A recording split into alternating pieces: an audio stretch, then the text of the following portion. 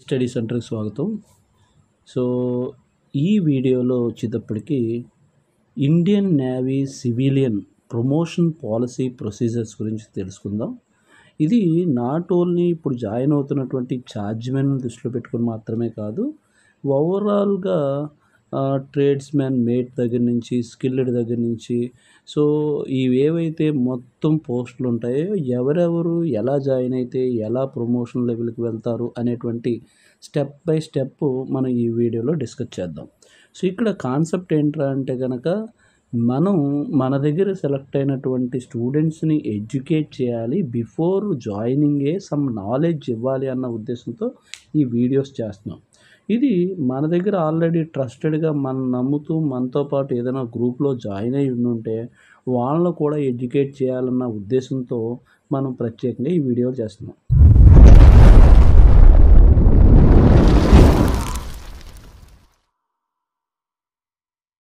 So, step 1 chargemen rules and regulations ఎలా ఉంటాయి?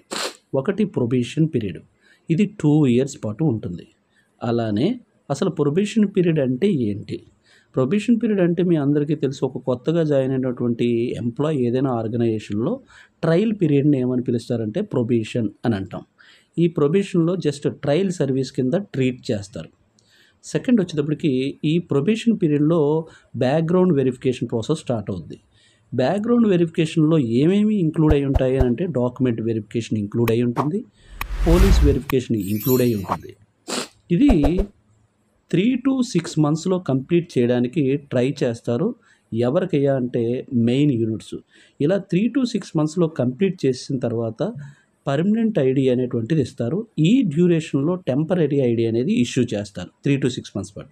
Whereas ఇదే అదర్ యూనిట్స్ అయితే 2-3 మంత్స్ ప్రొబేషన్‌లోనే పర్మనెంట్ ఐడీ ఇచ్చేస్తారు. ఇచ్చేసిన తర్వాత బ్యాక్‌గ్రౌండ్ వెరిఫికేషన్ స్టార్ట్ అవుద్ది. ఎందుకనంటే అందులో ఎంప్లాయీస్ తక్కువగా ఉంటారు కాబట్టి. వేరేస్ ఇందులో ఎక్కువగా ఎంప్లాయీస్ ఉండడం వల్ల ఫాస్ట్‌గా డీవీ కంప్లీట్ చేసుకుంటారు. పోలీస్ వెరిఫికేషన్ కంప్లీట్ చేసుకుంటారు. ఇక ప్రొబేషన్ పీరియడ్‌లో ఆర్ జాయిన్ అయిన తర్వాత మన జాబ్ టెర్మినేట్ అవ్వడానికి ఏమైనా టర్మ్స్ అండ్ కండిషన్స్ ఉన్నాయా? వన్స్ ఈ స్టేజ్ వరకు వచ్చిన తర్వాత మన డాక్యుమెంట్ వెరిఫికేషన్ కంప్లీట్‌గా ఫుల్‌ఫిల్ అయ్యింది అని అనుకుందాం. ఫుల్‌ఫిల్ అయిన తర్వాత పోలీస్ వెరిఫికేషన్ కూడా ఫుల్‌ఫిల్ అయ్యింది. Even though permanent ID card కూడా ఇచ్చేసారు. ఇచ్చేసిన తర్వాత కూడా జాబ్‌కి ఏమైనా టెర్మినేషన్ చేయడానికి ఛాన్సెస్ ఉందా? అలా 3 ఛాన్సెస్ ఉన్నాయి. అవేంటి చూద్దాం. ఈ దొంగతనాలు ఏమైనా జరిగితే, అది కూడా ఏంట్రా అంటే డిపార్ట్మెంట్‌లో పర్టిక్యులర్‌గా ఏదైనా చోరీకి గురైనా అలాంటి వాటిలో మనం ఇన్వాల్వ్ అయినా మాత్రమే ఇది ఇందులోకి వస్తుంది. బయట ఏవో దొంగతనాలు చేసిన వాటికి సంబంధం లేదు. సెకండ్ వచ్చేటప్పటికి హరాస్మెంట్ ఆఫ్ ఫీమేల్ ఎంప్లాయీస్. మనతో పాటు వర్క్ చేస్తున్నటువంటి ఫీమేల్ ఎంప్లాయీస్ ఎవరైనా మన మీద హరాస్మెంట్ కేసు పెడితే ఖచ్చితంగా ఏమంటారు టెర్మినేట్ చేయడానికి ఛాన్సెస్ ఉంటుంది ఆఫ్టర్ సస్పెన్షన్ తర్వాత. సో, నెక్స్ట్ థర్డ్ వన్ వచ్చేటప్పటికి ట్రెజన్. సో, దేశద్రోహానికి సంబంధించినటువంటి కార్యక్రమాల్లో ఆ రెస్పెక్ట్ రిలేటెడ్‌గా కంట్రీ రెస్పెక్ట్ రిలేటెడ్‌గా ఏటిలో అయినా పాల్గొంటే ఖచ్చితంగా ఏం చేస్తారు అంటే టెర్మినేట్ చేస్తారు. So, harassment of female employees అని అన్నామని చెప్పి మ్యారేజ్ అయిన తర్వాత మీ వైఫ్ కేస్ పెడితేనో, లేదా మీ సిస్టర్ కేస్ పెడితేనో, మీ మదర్ కేస్ పెడితేనో ఇలాంటివి ఏవి కూడా ఈ హరాస్మెంట్‌లోకి రావు. పర్టిక్యులర్‌గా మన సర్కంఫరెన్స్ ఏదైతే జాబ్ చేస్తూ ఉన్నామో, జాబ్ చేస్తున్నప్పుడు వితిన్ ది లిమిట్‌లో ఫీమేల్ ఎంప్లాయీస్ ఎవరైతే ఉంటారో వాళ్ళ మీద మీరేమైనా హరాస్మెంట్ చేసినప్పుడు మాత్రమే ఇది వస్తుంది. అంటే వితిన్ ది డ్యూటీ సర్కిల్ ఏదైతే ఉంటుందో సర్కిల్‌లోకి మాత్రమే వస్తుంది. దేశద్రోహానికి సంబంధించినటువంటివి కూడా ఏంట్రా అంటే పర్టిక్యులర్‌లీ సో, లోపల జరుగుతున్నటువంటి షిప్‌కి రిలేటెడ్‌గా సమాచారాన్ని బయటకు అందించడం గానీ, ఆ కమ్యూనికేషన్‌కి రిలేటెడ్‌గా ఉన్నటువంటి ఇన్ఫర్మేషన్స్ లీక్ చేయడం కానీ, లేదా లోపల ఉన్నటువంటి ఏదైనా ఫోటోస్‌ని లేదంటే కమ్యూనికేషన్ వ్యవస్థని, సీక్రెసీ వ్యవస్థని ఇలాంటి వేటిలైనా మనం లీక్ చేసినా, లేదా మనం అదర్ యాక్టివిటీస్ అదర్ కంట్రీస్‌లో లేదా అదర్ పర్సన్స్‌తో కొన్ని ఇల్లీగల్ యాక్టివిటీస్‌లో పాల్గొని దేశం యొక్క పరువు పోయేలాంటి పనులు చేసినా ఖచ్చితంగా ఏం చేస్తారు చేస్తారు అంటే టెర్మినేట్ చేస్తారు. సో ఇక్కడ మీరు గుర్తుపెట్టుకోవాల్సింది ఏంట్రా అంటే మోస్ట్లీ టెర్మినేషన్స్కి రీజన్స్ ఏంట్రా అంటే with in the duty circumference. So పర్టికులర్గా డ్యూటీ చేస్తున్నప్పుడు ఆ చేస్తున్నటువంటి విధులను ఏవైతే ఉన్నాయో ఆ విధుల్లో జరిగేటువంటి వాటిని బేస్ చేసుకొని మాత్రమే ఉంటుంది. సో బయట ఎక్కడో మీకు ఎవరో నీ ఫ్రెండ్ వచ్చి ఓ 1000 రూపాయలు లైక్ ₹1,00,000 10,00,000 నువ్వు దొంగతనం చేసావనో మరోటో ఇలాంటి కేసెస్ ఏదైనా పెడితే అవి ఏవి కూడా దీంట్లోకి రావు. అవి అదర్ యాక్టివిటీస్లోకి వస్తాయి. ఈ మూడిట్లో మీరు ఏం చేసినా సరే ముందు సస్పెండ్ చేస్తారు. దాని మీద ఎంక్వైరీ జరుగుద్ది. వన్స్ ఓకే అని అంటే కనుక టెర్మినేట్ చేస్తారు. So after completion of probation period ఏదైతే ఉంటుందో ప్రొబేషన్ పీరియడ్ తర్వాత ప్రొబేషన్ స్టార్ట్ అవుద్ది. ఆ తర్వాత చార్జ్మెన్ నుంచి ఫోర్మెన్కి వెళ్ళాలి అని అంటే కనుక మినిమం రిక్వైర్మెంట్స్ ఏ ఉండాలంటే 2 years ప్రొబేషన్ పీరియడ్ ఖచ్చితంగా ఉండాలి, మరియు 1 year సర్వీస్ చేసి ఉండాలి. ఇలా 3 years కంప్లీట్ అయిన తర్వాత ఎలిజిబిలిటీలోకి వస్తాం. సో ఇక్కడ గుర్తుపెట్టుకోవాల్సినటువంటి ఇంపార్టెంట్ విషయం ఏంట్రా అంటే మీరు ఎవరైతే చార్జ్మెన్గా జాయిన్ అయి ఉంటారో ఆ చార్జ్మెన్గా జాయిన్ అయినటువంటి వాళ్ళు ఒకవేళ మీరు డిప్లొమా మీద జాయిన్ అయి ఉంటే మీ దగ్గర బీటెక్కో పీజీనో మరోటో హయ్యర్ ఎడ్యుకేషన్ క్వాలిఫికేషన్స్ ఉంటే కనుక ఈ హయ్యర్ ఎడ్యుకేషన్ క్వాలిఫికేషన్స్ ఏవి కూడా నెక్స్ట్ ప్రమోషన్ పాలసీస్కి ఉపయోగపడవు. కేవలం ప్రొబేషన్ పీరియడ్ అండ్ సర్వీస్ మీద మాత్రమే బేస్ అయి ఉంటుంది. ఇన్ అడిషనల్గా ఇంకా ఏం బేస్ అయి ఉంటుంది అని అంటే మీ రిజర్వేషన్ ఏదైతే ఉంటుందో ఆ రిజర్వేషన్లో ఆల్రెడీ వెయిటింగ్ లిస్ట్ ఉంటుంది. ఆ సీక్వెన్స్లో మీది లిస్ట్ ఏదైతే ఉంటుందో దాని మీద కూడా డిపెండ్ అయి ఉంటుంది. మూడో పాయింట్ ఏంట్రా అంటే మీరు ఏ డిపార్ట్మెంట్లో చేస్తూ ఉన్నారో ఏ ట్రేడ్లో చేస్తూ ఉన్నారో ఆ ట్రేడ్లో ఉండేటువంటి వేకెన్సీ మీద బేస్ అయి ప్రమోషన్ అనేది డిపెండ్ అయి ఉంటుంది. So next every stage of ప్రమోషన్లోనూ కూడా ఏం జరుగుద్ది అని అంటే ట్రాన్స్ఫర్ అనేది ఉంటుంది. ఈ ట్రాన్స్ఫర్ అనేటువంటిది ఏ ట్రేడ్లో అయితే మీరు జాయిన్ అయ్యారో అదే ట్రేడ్లో లొకేషన్ మారొచ్చు, లేదా సెక్షన్ మారొచ్చు, లేదా ఆ కమాండ్లోనే ఉన్నటువంటి అదర్ యూనిట్స్ ఏవైతే ఉన్నాయో యూనిట్స్లోకి మారచ్చు. అంతేకాని కమాండ్ మారేటువంటి ట్రాన్స్ఫర్స్ అంటూ ఉండవు. ఇక్కడ ఒక స్టేజ్ నుంచి మరొక స్టేజ్కి వెళ్ళిన ప్రతిసారి కూడా ప్రమోషన్ అనేది వచ్చిన ప్రతిసారి కూడా ట్రాన్స్ఫర్ అనేది మస్ట్గా ఉంటుంది ఇన్ కేస్ ఆఫ్ ఇండియన్ నేవీలో. ఇక ఓన్లీ 3 పాసిబిలిటీస్ మాత్రమే ఉంటాయి direct entry in Indian navy. Direct entry is nothing but ఒక ఎగ్జామ్ రాసి ఆ ఎగ్జామ్ ద్వారా ఇండియన్ నేవీ అది ఏదైతే ర్యాంకింగ్ సిస్టమ్స్ ఉంటాయో ఆ సిస్టంలోకి ఎంటర్ అవ్వాలి అని అంటే 3 పాసిబిలిటీస్ మాత్రమే, అంటే 3 రకాల వ్యక్తులకు మాత్రమే ఇక్కడ పాసిబిలిటీ ఉంటుంది. సో మధ్యలోకి వెళ్ళడం అంటూ అవ్వదు. ఆ 3 పాసిబిలిటీస్ ఏంటో 1 by 1 చూద్దాం. సో ఒకటి పాసిబిలిటీ ఏంట్రా అంటే ఐటీ హోల్డర్స్ ఎవరైతే ఉంటారో వాళ్ళు ఎంట్రీ అవ్వడం. ఇది 2 that is nothing but tradesmen మేట్గాను స్కిల్డ్గాను. 2 డిప్లొమా హోల్డర్స్ ఎంట్రీ, అది చార్జ్మెన్గా యాజ్ ఏ చార్జ్మెన్గా. 3వది ఐఈఎస్ల entry, Indian engineering service holders యొక్క ఎంట్రీ. అది వచ్చేటప్పటికి ఎలా ఉంటుంది అని అంటే యాజ్ ఏ జేటీఓగా. ఈ 3 కాకుండా అంటే స్కిల్డ్, తర్వాత ట్రేడ్స్మెన్ మేట్, చార్జ్మెన్, జేటీఓ, ఈ 3 ఎంట్రీలు కాకుండా రిమైనింగ్ ఏదైతే స్టేజెస్ ఉన్నాయో ర్యాంకింగ్స్ ఉన్నాయో అన్ని ర్యాంకింగ్స్ కూడా ప్రమోషనల్ వైజ్ మాత్రమే ఉంటాయి. ఇప్పుడు మనం ఒక్కొక్క step by step like tradesmen mate నుంచి హయ్యర్ లెవెల్ క్యాడర్ వరకు వెళ్ళడానికి ఎవరెవరికి పాసిబిలిటీ ఉంది, ఒక స్టేజ్ నుంచి మరో స్టేజ్కి వెళ్ళాలి అని అంటే లోయరోడు ఏ స్టేజ్ వరకు వెళ్ళగలడు, అలానే చార్జ్మెన్ ఏ స్టేజ్ వరకు వెళ్ళగలడు, ఇండియన్ ఇంజనీరింగ్ సర్వీస్ ద్వారా జాయిన్ అయిన వాడు ఐఎస్టీ ఏ సర్వీస్ వరకు వెళ్ళగలడు, ఎవరెవరికి ఏ కండిషన్స్ అప్లై అవుతాయి, అలానే రూల్స్ అండ్ రెగ్యులేషన్స్ ఏవైతే ఉంటాయో ఒక చార్ట్ రూపంలో క్లియర్గా ఎక్స్ప్లెయిన్ చేస్తూ వెళ్తాను. అండ్ టర్మ్స్ అండ్ కండిషన్స్ కూడా పక్కన చెప్తూ ఉంటాను. సో క్లియర్గా ఐడెంటిఫై చేయడానికి చూడండి. ఇది ప్రస్తుతం ప్రజెంట్ జరుగుతున్నటువంటి వాటిని బేస్ చేసుకొని. వేరేస్ ఒకప్పుడు వచ్చేటప్పటికి సమ్ చార్జ్ మెన్ అని, సీనియర్ చార్జ్ మెన్ అని, ఫోర్‌మెన్ అని, సీనియర్ ఫోర్‌మెన్ ఇలాంటివి ఉండేవి. ప్రెజెంట్ డేస్‌లో అవేవీ లేవు. ప్రస్తుతం ఏవైతే రూల్స్ అండ్ రెగ్యులేషన్స్ ర్యాంకింగ్ సిస్టమ్‌లో ఉన్నాయో, ప్రస్తుతం జరుగుతున్న వాటిని మాత్రమే నేను ఈ వీడియోలో ఎక్స్‌ప్లెయిన్ చేస్తున్నాను. So, continue. సో, ఇండియన్ నేవీలో ఉండేటువంటి ర్యాంక్స్‌లో లీస్ట్ ర్యాంక్‌ని ఏమని పిలుస్తామనంటే ట్రేడ్స్‌మెన్ మేట్ అని పిలుస్తాం. ఆ తర్వాత స్కిల్డ్ అని పిలుస్తాం. ఆ తర్వాత వచ్చేటప్పటికి స్కిల్డ్ 2 అని పిలుస్తాం. ఆ తర్వాత వచ్చేటప్పటికి స్కిల్డ్ 1 అని పిలుస్తాం. I skilled 1, I skilled 2. So, next వచ్చేటప్పటికి మాస్టర్ క్రాఫ్ట్స్ మ్యాన్ అని పిలుస్తాం. ఆ తర్వాత వచ్చేటప్పటికి చార్జ్ మ్యాన్.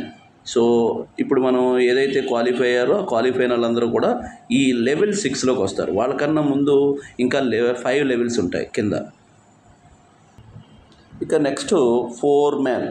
సో, ఇది లెవెల్ 6 అయితే ఫోర్‌మెన్ వచ్చేటప్పటికి లెవెల్ 7. తర్వాత వచ్చేటప్పటికి technical assistant, junior technical officer, తర్వాత టెక్నికల్ ఆఫీసర్, తర్వాత సీనియర్ టెక్నికల్ ఆఫీసర్, తర్వాత ఫైనల్గా ఉండేటువంటి ర్యాంక్ ఏంట్రా అంటే చీఫ్ టెక్నికల్ ఆఫీసర్, సిటిఓ.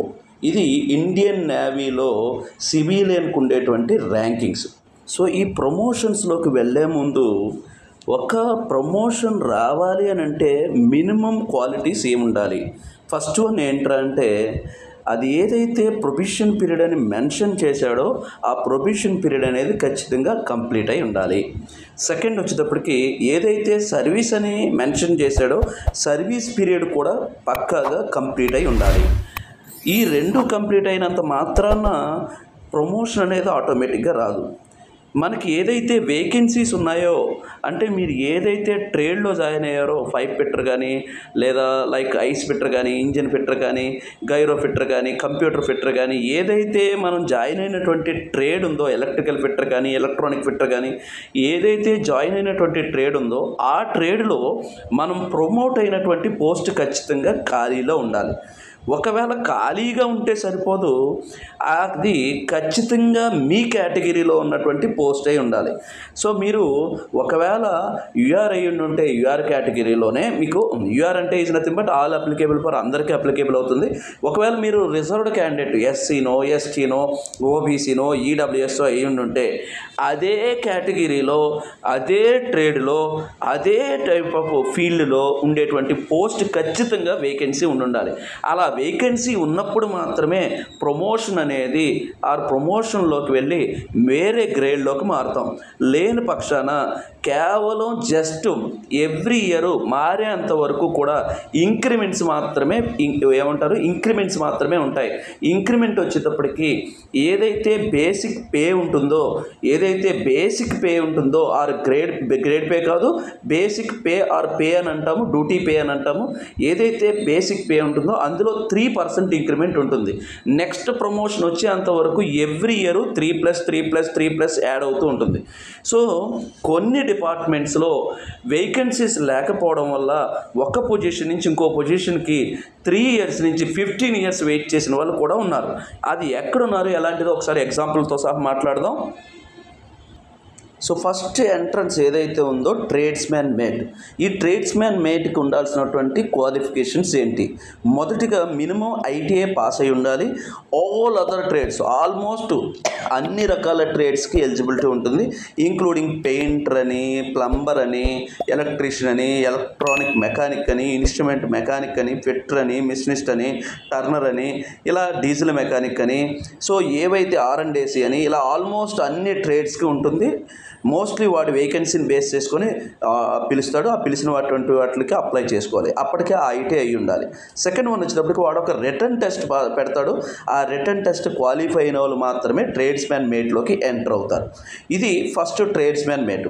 ఒకవేళ ట్రేడ్స్మెన్ మేట్ నుంచి మీరు ఎంటర్ అయ్యి ఉంటే అప్పుడు ఒకవేళ స్కిల్డ్కి వెళ్ళాలి అని అంటే 1 year probation and 2 years service చేసిన తర్వాత మాత్రమే స్కిల్డ్లోకి ఎంటర్ అవుతాం.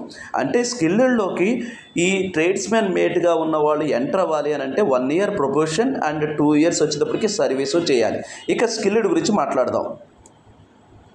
ఇక స్కిల్డ్ ఎవరైతే ఉంటారో సెకండ్ లెవెల్ ఆఫ్ పోస్టు అది వచ్చేటప్పటికి మినిమం క్వాలిఫికేషన్ ఐటీఐ చేసి ఉండాలి. డిఫరెంట్ ట్రేడ్స్ ఇందాక చెప్పినట్టుగానే ఆల్మోస్ట్ చాలా ట్రేడ్స్ ఎలిజిబుల్ ఉంటాయి. సెకండ్ వచ్చేటప్పటికి మస్ట్గా డిఫెన్స్ సెక్టార్ ఏదైతే ఉంటుందో అందులో అప్రెంటిస్ చేసి ఉండాలి 100%. థర్డ్ వన్ వచ్చేటప్పటికి వీళ్ళు ఒక టెస్ట్ పెడతారు, ఆ టెస్ట్ క్వాలిఫై అవ్వాలి. ఈ మూడు జరిగినప్పుడు మాత్రమే స్కిల్డ్లోకి డైరెక్ట్గా ఎంటర్ అవ్వగలం.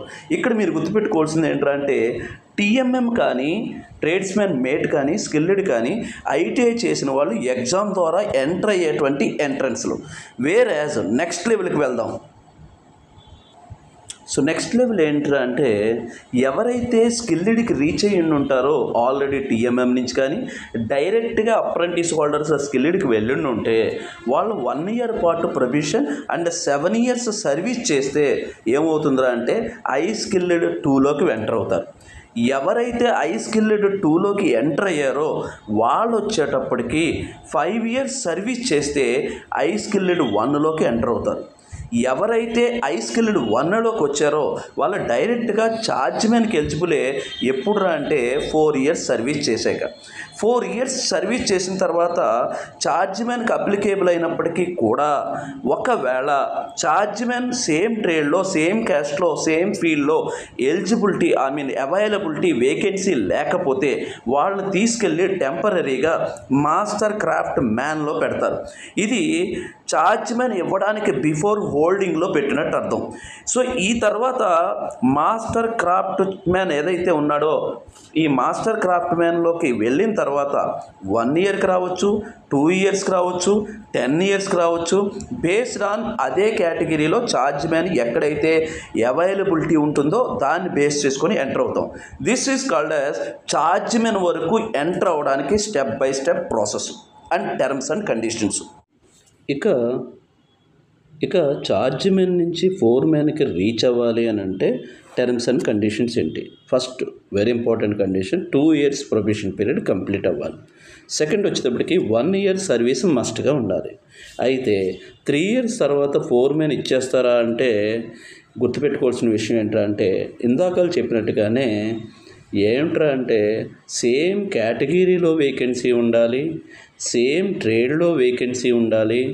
సో మనం ఏదైతే మనం ఫీల్డ్లో చేస్తున్నామో ఆ ఫీల్డ్కి రిలేటెడ్గా ఖచ్చితంగా వేకెన్సీ ఉండాలి.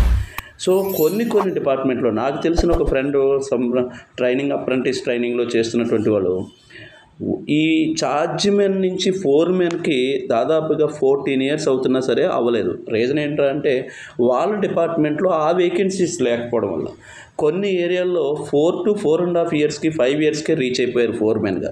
అంటే ఇది డిపెండింగ్ అపాన్ అక్కడ వేకెన్సీని బేస్ చేసుకుని మాత్రమే ఫోర్ మెన్లోకి రీచ్ అవుతాం. లేని పక్షాన ఛార్జ్ మెన్ ఉంటూనే ఇంక్రిమెంట్స్ తీసుకుంటాం. ఇది ఛార్జ్ మెన్ టు ఫోర్ మెన్కి సంబంధించింది. Very important. దీని లెవెల్ 6 అని అంటాము. గ్రేడ్ పే వచ్చేటప్పటికి 4200 గ్రేడ్ పే. సో దీనికి 2 ఇయర్స్ ప్రొబేషన్ ఖచ్చితంగా ఉండాలి, 1 ఇయర్ సర్వీస్ మస్ట్గా ఉండాలి. ఇది chargeman to foreman. So next వచ్చేటప్పటికి foreman to TA technical assistant. దీనికి 1.5 సర్వీస్ ఉంటే చాలు. సో సంవత్సరంన్నర పాటు మనం సర్వీస్ చేసిన తర్వాత ఒక 14 డేస్ పాటు ఒక కోర్స్ ఉంటుంది. ఆ కోర్సుని మనం కంప్లీట్ చేయాలి. మోస్ట్లీ పూణే లాంటి సెంటర్స్లో దీనికి ఒక ట్రైనింగ్ ఇస్తారు కోర్స్ కోసం. ఈ కోర్సుని మనం కంప్లీట్ చేసిన వెంటనే ఒక డిపార్ట్మెంటల్ క్వాలిఫైడ్ టెస్ట్ ఉంటుంది. ఆల్మోస్ట్ ఈ కోర్స్ కంప్లీట్ చేసిన వాళ్ళలో 99% అందరూ క్వాలిఫై అవుతారు. ఈ క్వాలిఫై అంటే ఫోర్ మెన్ తర్వాత 1.5 ఇయర్స్ పాటు సర్వీస్ చేసిన తర్వాత టెస్ట్కి ఎలిజిబుల్ అవుతాం, టీఏకి ఎలిజిబుల్ కాదు, గుర్తుపెట్టుకోండి. సో మనం ఏదైతే డిపార్ట్మెంటల్ క్వాలిఫైడ్ టెస్ట్ ఉందో టెస్ట్కి ఎలిజిబుల్ అవుతాం. వన్స్ డిపార్ట్మెంటల్ టెస్ట్కి ఎలిజిబుల్ అవ్వగానే ఒక కోర్సు 14 డేస్ కోర్సును మనం కంప్లీట్ చేసిన తర్వాత ఆ తర్వాత ఏం చేయాలి అని అంటే డిపార్ట్మెంటల్ టెస్ట్ ఏదైతే క్వాలిఫైడ్ టెస్ట్ ఉంటుందో అది రాసుకొని క్వాలిఫై అవ్వగానే మనం సీక్వెన్స్లో వెయిటింగ్ లిస్ట్లో ఉంటాం. మనకన్నా ముందు ఎవరో లేకపోతే డైరెక్ట్గా టీఏ అవుతాం. ఒకవేళ మనకన్నా ముందు ఎవరైనా ఉంటే ఆ ఉండడం కూడా ఎలా ఉండాలి? సేమ్ ఫీల్డ్లో ఉండాలి, సేమ్ ట్రేడ్లో ఉండాలి, సేమ్ కేటగిరీలో ఉండాలి. ఇవన్నీ పాసిబిలిటీస్ విత్ ఇన్ ది కమాండ్లో అయి ఉండాలి. ఇవన్నీ పాసిబిలిటీస్ అయినప్పుడు టీఏ కింద ప్రమోట్ అవుతాం. ఇక టెక్నికల్ అసిస్టెంట్ నుంచి జూనియర్ టెక్నికల్ ఆఫీసర్కి అవ్వాలి అని అంటే based on number of vacancies మాత్రమే ఉంటాయి. తర్వాత మీరు జాయిన్ అయిన దగ్గర నుంచి ప్రొబేషన్ పీరియడ్స్ అన్నీ కలిపి 35 ఇయర్స్ పాటు మినిమం సర్వీస్ ఉన్నప్పుడు మాత్రమే ఆ పర్సన్స్ మాత్రమే J2O లెవెల్కి రీచ్ అవుతారు. సో ఫైనల్గా ఒక ఛార్జ్మెన్ అనేవాడు జాయిన్ అయిన తర్వాత ఫైనల్గా ఏ ర్యాంక్లో సెటిల్ అవ్వడానికి ఛాన్సెస్ ఉంటుంది, పర్టికులర్గా ఏజ్ ఉండి సర్వీస్ ఉన్న వాళ్ళకి మాత్రమే ఈ J2O అనేది హైయెస్ట్ క్యాడర్ వరకు రీచ్ అవ్వగలరు. ఇది ఒక ఛార్జ్మెన్గా జాయిన్ అయిన వాళ్ళు రీచ్ అయ్యేటువంటి ఫైనల్ టార్గెట్. నెక్స్ట్ వచ్చేటప్పటికి J2O టు CTOకి వే ఏంట్రా అంటే కనుక ఇతను must be Indian engineering service నుంచి క్వాలిఫై అయ్యి సెలెక్ట్ అయినటువంటి వాళ్ళని J2Oగా పోస్ట్ చేస్తే బేస్డ్ ఆన్ పెర్ఫార్మెన్స్ అండ్ వేకెన్సీస్ని బేస్ చేసుకొని అప్ టు CTO వరకు వెళ్తారు. సో వీళ్ళకి హయ్యర్ అథారిటీ పొజిషన్ వచ్చేటప్పటికి CTO అవుతుంది. అలా అని ఛార్జ్మెన్ కానీ ఇలాంటి వాళ్ళు కానీ ఎప్పటికీ కూడా ఈ క్యాడర్లోకి వేటిలోకి రాలేరు ఎక్సెప్ట్ J2O తప్ప. ఒకవేళ రావాలి అని అంటే వీళ్ళు కూడా అగైన్ IAS సెలక్షన్స్లో సెలెక్ట్ అవ్వాలి. సో ఒకవేళ మళ్ళీ మీకు డౌట్ రావచ్చు, నేను ఇలా పోస్టింగ్లో ఉంటూ ఒకవేళ IAS కనుక రాస్తే ఏమైనా కన్సిడర్ చేస్తారా, మార్క్స్ కానీ వెయిటేజ్ కానీ ఏమైనా? ఒక్క ఎక్సెప్ట్ ఏజ్కి రిలేటెడ్గా కానీ తప్ప మిగతా ఏవి కూడా మీరు ఆల్రెడీ వర్కింగ్ పర్సన్గా ట్రీట్ చేయడం కానీ స్కోర్ చేయడం కానీ వెయిటేజ్ ఉండడం కానీ ఇలాంటివి ఏవి ఉండవు. ఇప్పటి వరకు మనం మాట్లాడినటువంటి ర్యాంకింగ్స్ ఏవైతే ఉన్నాయో అన్ని ర్యాంకింగ్స్ కూడా 3 లెవెల్ ఆఫ్ ర్యాంకింగ్స్ మాట్లాడడం బేసిక్గా. ఈ అన్ని ర్యాంకింగ్స్ కూడా అన్ని ర్యాంకింగ్ గల ఎంప్లాయీస్ కూడా ASD అని అడ్మిరల్ సూపరింటెండెంట్ డాక్యార్డ్, ఇతను head of the dockyard. So ఏదైతే మెయిన్ యూనిట్ డాక్యార్డ్ ఉంటుందో ఆ డాక్యార్డ్కి ఒక హెడ్ ఉంటారు. ఆ హెడ్ ఏంట్రా అంటే ASD. ముంబైకి ఒకరు ఉంటారు, విశాఖపట్నంకి ఒకరు ఉంటారు, కొచ్చికి ఒకరు ఉంటారు. ఇలా ఇతను అండర్లో వీళ్ళందరూ వర్క్ చేస్తారు. So head of the dockyard వచ్చేటప్పటికి ఆ యూనిట్ హెడ్ వచ్చేటప్పటికి ASD అవుతారు. మీకు ఈ ఇన్ఫర్మేషన్ కనుక సాటిస్ఫై అయినట్టుండి హెల్ప్ అయినట్టుండి ఉంటే కనుక లైక్ చేయండి, చిన్న కామెంట్ చేయండి, మీ ఫ్రెండ్స్ ఎవరికైనా సరే సజెస్ట్ చేయండి. So iStudy Center always gives genuine information and more and more useful, knowledgeable or more and more subject మాత్రమే పిల్లలకి ఆ రిక్వైర్డ్ పర్సన్స్కి షేర్ చేస్తుంది. So iStudy Center if in case ఎవరికైనా జాయిన్ అవ్వాలన్నా దీని గురించి తెలుసుకోవాలన్నా ఈ కింది నెంబర్లో వేటికైనా కాంటాక్ట్ అవ్వండి. అగైన్ మళ్ళీ మాట్లాడుతున్నాను, ఇది కేవలం సెలెక్ట్ అయిన వాళ్ళని ఎడ్యుకేట్ చేయడానికి మాత్రమే ఇస్తున్నాము. ఏమన్నా మేము మాత్రం ఒక యూట్యూబర్ని కట్ట కాదు, జస్ట్ ఎడ్యుకేట్ చేయాలి. ఆల్రెడీ మన దగ్గర సెలెక్ట్ అవ్వడానికి ఎంతో కొంత మనం ఎడ్యుకేట్ చేస్తే జాయిన్ అయిన తర్వాత కూడా దాని గురించి పూర్తిగా ఎడ్యుకేట్ చేయాలని ఈ వీడియోస్ చేయడం జరుగుతుంది. So thank you for watching. Hello everyone, iStudies की तरफ से Indian navy civilian promotion policy procedure ध्यान से सुनिए. ये आप ज्वाइन होने के बाद भी, आप परमानेंट एम्प्लॉय हो गया, 3-4 साल का हो गया, पूरा ज्वाइन होने के बाद भी इसका क्या प्रोसेस है और क्या क्या चाहिए आप ज्वाइनिंग से थोड़ा पता चल जाएगा. लेकिन आपके पहले ही थोड़ा बोल रहे हैं, ध्यान से सुनिए. ये आपका प्रमोशन का पॉलिसी जो है ये आपको ध्यान में रख के बाद में जो समझ में आएगा, कुछ समझ में नहीं आएगा, आपका जो भी डाउट्स है सब क्लैरिफाई होगा. क्योंकि हमारे भी स्टूडेंट्स ऑलरेडी उस डिपार्टमेंट में कर रहे हैं, उनसे भी पूरा पूछताछ हो रहा है. हमको भी जितना मालूम है उसका पूरा यूज़ करके आपको प्रमोशन पॉलिसी का पूरा बोलेगा. इसमें कुछ टेंशन नहीं लेने का, ध्यान से सुनिए.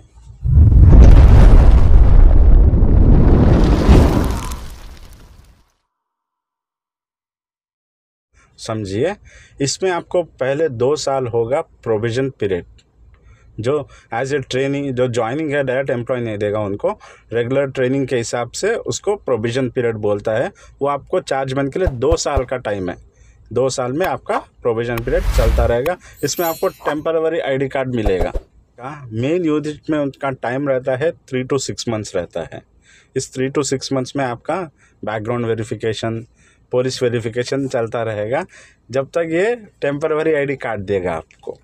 उसके बाद सब निकलने के बाद उसका आपको परमानेंट ID कार्ड मिलेगा. ये है मेन यूनिट्स के। और अदर यूनिट्स का है, इनका समय कम रहता है, इनका 2 to 3 मंथ्स रहेगा बस, क्योंकि इसमें कम एम्प्लॉयज़ है और इनका जल्दी भी हो जाता है। 2 to 3 मंथ्स के बाद भी अगर आपको परमानेंट आईडी कार्ड मिलेगा, अगर सर्टिफिकेट वेरिफिकेशन नहीं होने से भी आपका परमानेंट आईडी कार्ड के बाद सब चलता रहेगा। अगर कुछ मिस्टेक्स है तो आपको टर्मिनेट किया जाएगा। और एक है ज्वाइन होने के बाद term and condition for termination. Termination का क्या है? फर्स्ट ऑफ ऑल, आप जब ज्वाइन होने के बाद आपको थ्रिफ्ट यानी चोरी का इंजाम, वो ड्यूटी के अंदर कहीं से भी आपका नहीं आना चाहिए। मेन ड्यूटी में है ये, आपका बाहर का लाइफ और इसका लाइफ अलग है। अगर ड्यूटी में कुछ चोरी का इंजाम आया है, कुछ आया है, पहले आपको सस्पेंड किया जाएगा, उसके बाद इंक्वायरी चलेगा, उसके बाद उसका रिज़ल्ट के ऊपर वो डिसीजन लेगा कि क्या करना है इसमें। फर्स्ट वाला तो हो गया। अभी दूसरा वाला है हरासमेंट ऑफ फीमेल एम्प्लॉयज़, कि अब ऑन ड्यूटी में किसी औरत के ऊपर, किसी लेडीज़ के ऊपर कुछ कर दिया, कुछ ख़राब काम किया है, कुछ मिस्टेक हुआ है और उसका इल्ज़ाम आपके ऊपर लगाया है, इसके ऊपर से आपको इंक्वायरी किया जाएगा, सस्पेंड किया जाएगा। उसके बाद ये हो गया। एट द सेम टाइम, अगर आपके घर में, आपके बाहर किसी ने आपके ऊपर इल्ज़ाम लगाया, उसका और ड्यूटी से संबंध नहीं है, वो अलग है, ये वाला अलग है। अगर आपके घर में किसी, आपके मिसेस से, आपके बहन से, आपकी माँ से कुछ झगड़ा हो गया है, कुछ केस डाला है, इससे इसके ऊपर कुछ भी नहीं रहेगा। ये मेन ड्यूटी में रहना है, ड्यूटी में आप करेक्ट रहना है, डिसिप्लिन मेंटेन करना है, उसके हिसाब से आपका सर्विस रहेगा। ओके, और ध्यान से सुनिए, ये वाला है थर्ड वन, टेररिज्म। ये आपका इंडियन के हिसाब से रहता है, ऑन ड्यूटी, ऑफ ड्यूटी, ये सब के ऊपर ध्यान रहना है।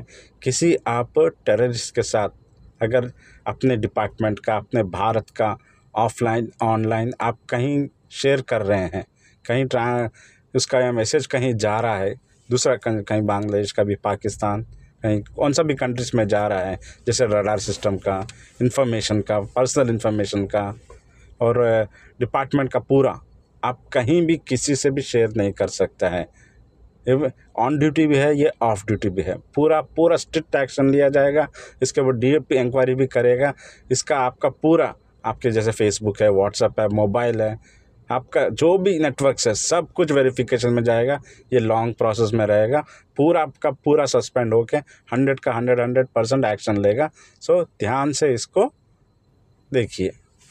ओके, आपका प्रोविजन पीरियड है जो 2 साल का है, वो 2 साल के बाद आपका मेन सर्विस स्टार्ट होगा।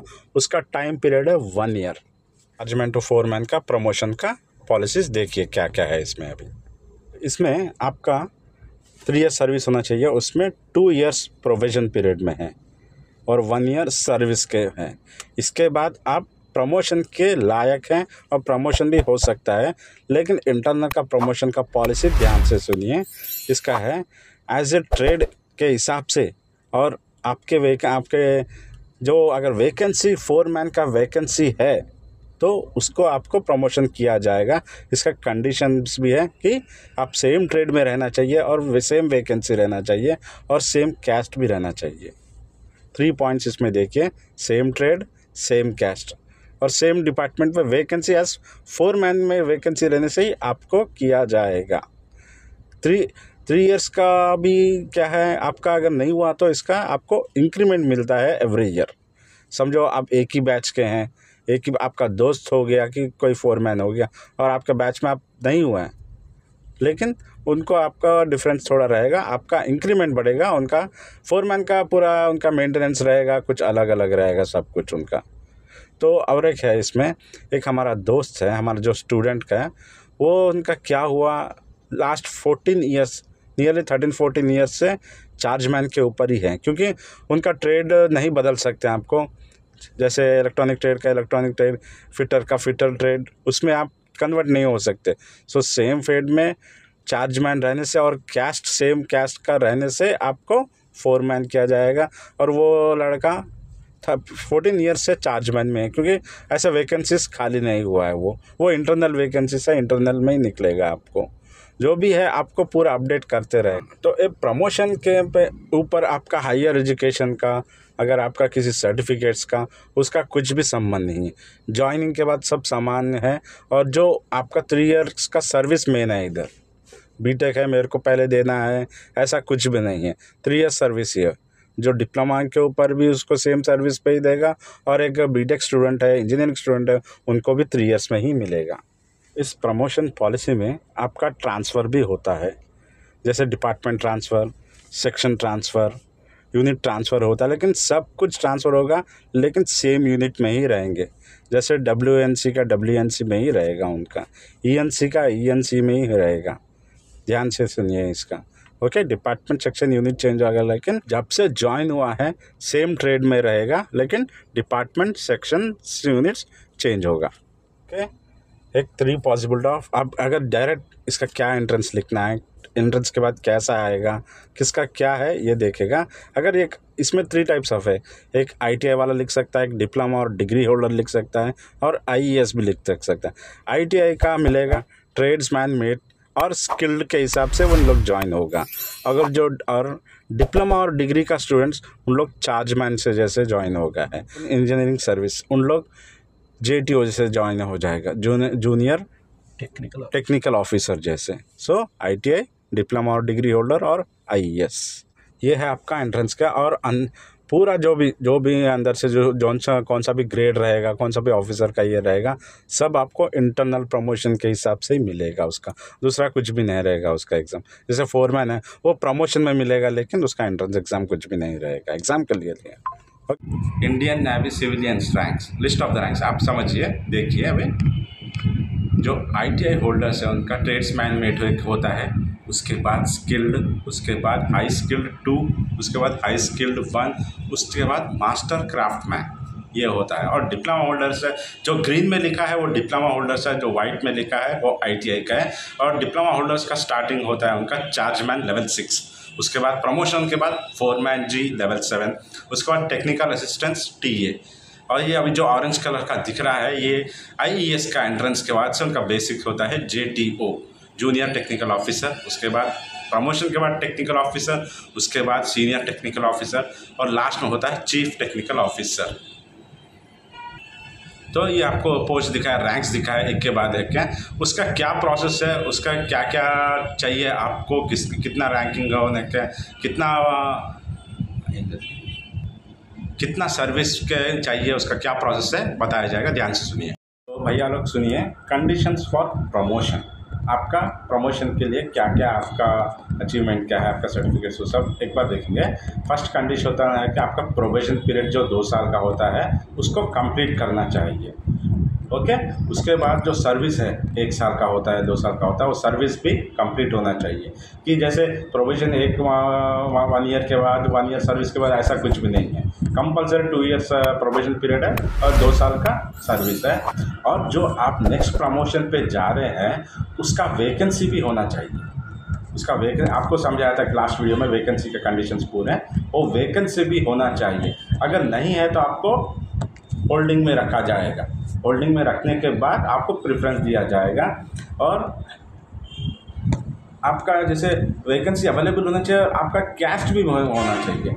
आप एक अनरिजर्व या फिर पोस्ट स्टूडेंट है और SC में खाली है, लेकिन वो आपको दिया नहीं जाएगा, वो SC कैटेगरी का जो आपके साथ जो एम्प्लॉय है उनको दिया जाएगा। सो वैकेंसी भी रहना चाहिए और कैस्ट रिजर्वेशन के साथ ये भी रहना चाहिए, वैकेंसी का भी रहना चाहिए। ओके, जो ITI का एंट्रेंस होता है उसका नाम है ट्रेडमैन मेट्स।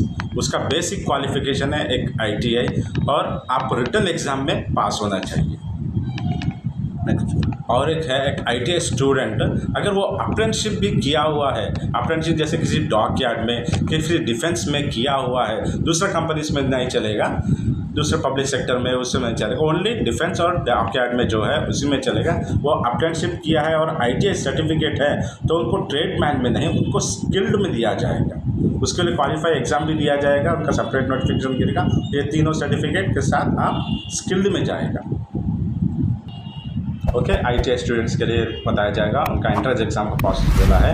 ITI स्टूडेंट जो रिटन एग्ज़ाम में क्वालिफाई होकर सब में अब ज्वाइन हुआ है वो ट्रेड मैनेजमेंट में ज्वाइन होगा, और जो ITI स्टूडेंट विद अप्रेंटिसशिप में ज्वाइन वो स्किल्ड के लिए ज्वाइन होगा।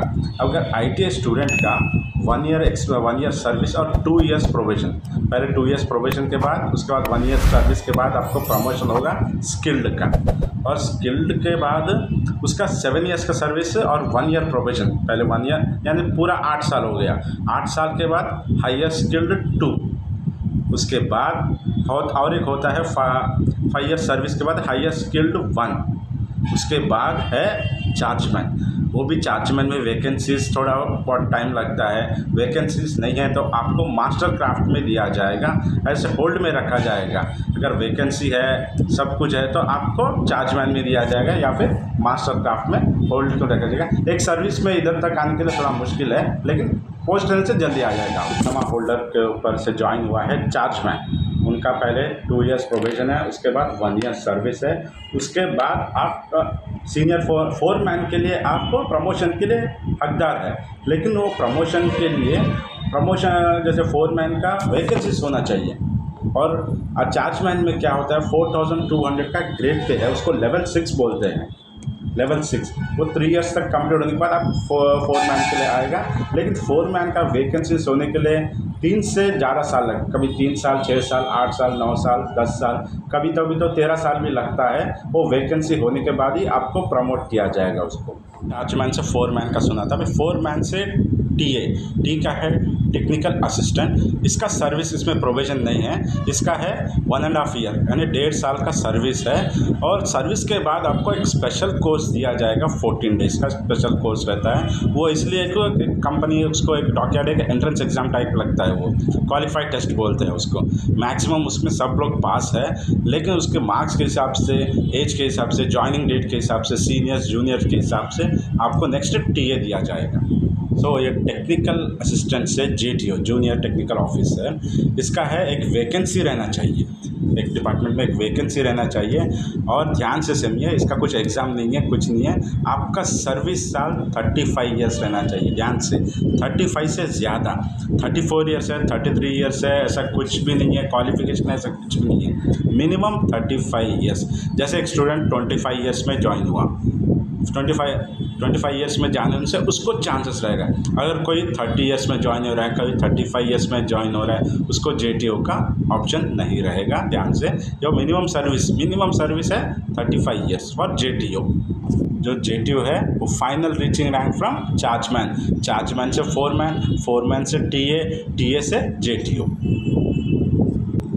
सो ये IAS स्टूडेंट्स के बारे में, इनका है स्टार्टिंग पोस्ट है JTO। आपका कुछ प्रोबेशन पीरियड, सर्विस ऐसा कुछ भी नहीं है। आपका डिसिप्लिन, आपका सर्विस, आपका सब कुछ सर्टिफिकेट अच्छा है, आपका सब कुछ वर्क अच्छा है, उसके ऊपर देखकर आपको टेक्निकल ऑफिसर दिया जाएगा। टेक्निकल ऑफिसर के बाद सेम ऐसा ऑब्जर्व करके सीनियर टेक्निकल ऑफिसर, उसके बाद चीफ टेक्निकल ऑफिसर। इसका 3 साल 2 साल 5 साल ऐसा कुछ भी नहीं है। आपका वर्किंग स्किल, आपका डिसिप्लिन, आपका बिहेविंग के ऊपर ये सब डिपेंड है। ये है IAS का, ओके। एक है admiral superintendent dockyard. All the employ जो आप ITI के ऊपर ज्वाइन हुआ है, जो डिप्लोमा बेस के ऊपर ज्वाइन हुआ है, तो IAS के ज्वाइन हुए हैं, आप इस एग्जीक्यूटिव के नीचे काम करेगा। इसका नाम है एडमिरल सुपरिटेंडेंट डॉकयार्ड, और ये WCNC में एक, ENC में एक और SNC में एक रहेगा। वो सब आपके सीनियर रहेगा, उनके नीचे आप सब काम करेंगे। Okay, thank you all. ये iStudies की तरफ से हमारा पूरा 12 साल से हम लोग कर रहे हैं। हमारे स्टूडेंट्स बहुत जगह है, जैसे RRB है, DRDO में है, इंडियन नेवी में है, स्टेट गवर्नमेंट में, सेंट्रल गवर्नमेंट, बहुत सारे स्टूडेंट्स हैं। आपको सब कुछ अपडेट किया जाएगा। अगर आपको अच्छा लग रहा है तो आप शेयर कीजिए, सब्सक्राइब कीजिए। कुछ अच्छा है, कुछ डाउट है तो हमको कमेंट्स में भी आप पूछ सकते हैं। फॉलो होइए iStudies को। हमारे एक व्हाट्सअप नंबर दिया है, व्हाट्सअप ग्रुप में भी क्रिएट किया है, उसमें भी आप ज्वाइन हुए।